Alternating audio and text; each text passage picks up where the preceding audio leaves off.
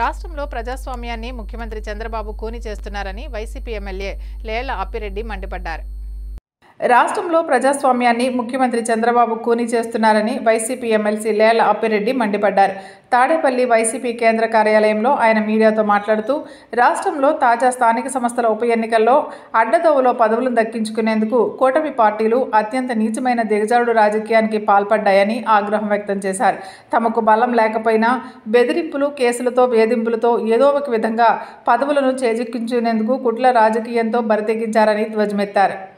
అధికార యంత్రాంగాన్ని అడ్డం పెట్టుకుని ఎవరైతే గెలిచినటువంటి వ్యక్తులు ఉన్నారో వారిపైన అనేకమైనటువంటి అక్రమ కేసులు బనాయించి ఏదో ఒక విధంగా వారిని భయపెట్టి బెదిరించి తమకు అనుకూలంగా ఓటు వేయించుకోవడం కోసం చేస్తున్నటువంటి ప్రయత్నాలు చూస్తా ఉంటే నిజంగా బాధ కలుగుతా ఉంది. నేను ఎందుకంటే ఇవాళ మీ ద్వారా రాష్ట్రంలో జరుగుతున్నటువంటి పరిణామాలను కూడా ప్రజాస్వామ్యవాదులతో పాటుగా ప్రజలు కూడా గమనించమని చెప్పి నేను కోరుతా ఉన్నా.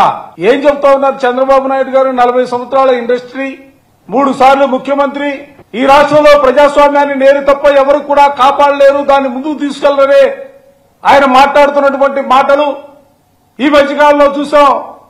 ఏ రాజకీయ పార్టీకి సంబంధించినటువంటి వ్యక్తులైనా కూడా వాళ్ళు మా పార్టీలోకి రావాలంటే వాళ్ళు రాజీనామాలు చేసిన తర్వాతనే వాళ్ళ పదవుల్ని త్యజించిన తరువాతనే మా పార్టీలో చేర్చుకుంటామని ఆయన మాట్లాడుతున్నటువంటి మాటలు, ఆయన చేస్తున్నటువంటి చేతలు చూస్తూ ఉంటే ఎక్కడైనా కూడా పొంతన, కనీసమైనటువంటి పొంతన ఉందా అని అడుగుతా ఉన్నా.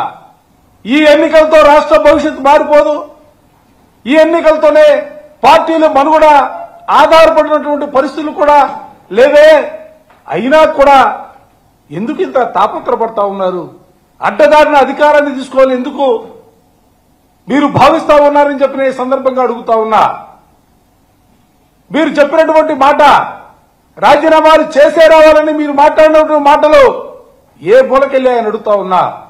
ప్రజాస్వామ్యాన్ని ఈ రాష్ట్రంలో ఏ దిశగా మీరు తీసుకెళ్లాలనే ఆలోచనతో ముందుకు సాగుతున్నారని అడుగుతా ఉన్నా. మీరు ఏ విధంగా గెలవాలని కోరుకుంటా ఉన్నారు? ఏ పార్టీ సింబల్ పైన గెలిచినటువంటి వ్యక్తులు మీ పార్టీ అభ్యర్థులుగా ప్రకటిస్తా ఉన్నారు? దయచేసి ఆలోచన చేయాలా. ఇవాళ ఒక్కసారి చూడండి, అది ఒక్కసారి ఈరోజు రాష్ట్రంలో జరుగుతున్నటువంటి ఉప ఎన్నికలకు సంబంధించినటువంటి పార్టీల బలాబలాలను చూడండి, ఒక్కసారి చూడండి, గమనించమని ప్రజలను కూడా నేను కోరుతా ఉన్నా.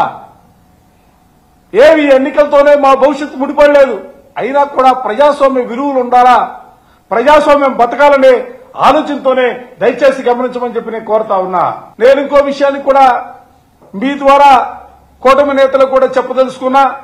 నిజంగా ఈరోజు రాష్ట్రంలో 52 చోట్ల ఎన్నికలు జరిగితే ఆ ఎన్నికల్లో 30 చోట్ల వైఎస్ఆర్ కాంగ్రెస్ పార్టీ శ్రేణులు మీరు చేస్తున్నటువంటి దౌర్జన్యాలని, మీరు చేస్తున్నటువంటి ఆగడాలని, మీరు ప్రభుత్వ యంత్రాంగాన్ని అడ్డం పెట్టుకుని మీరు బెదిరించినప్పుడు కూడా మేము ఇంకొక విషయం కూడా చెప్పాలా.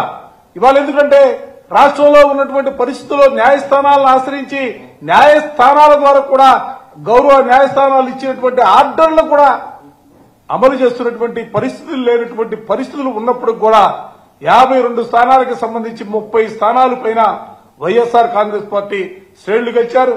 టీడీపీకి కేవలం 11 చోట్ల, జనసేనకి 1 చోట, 10 చోట్ల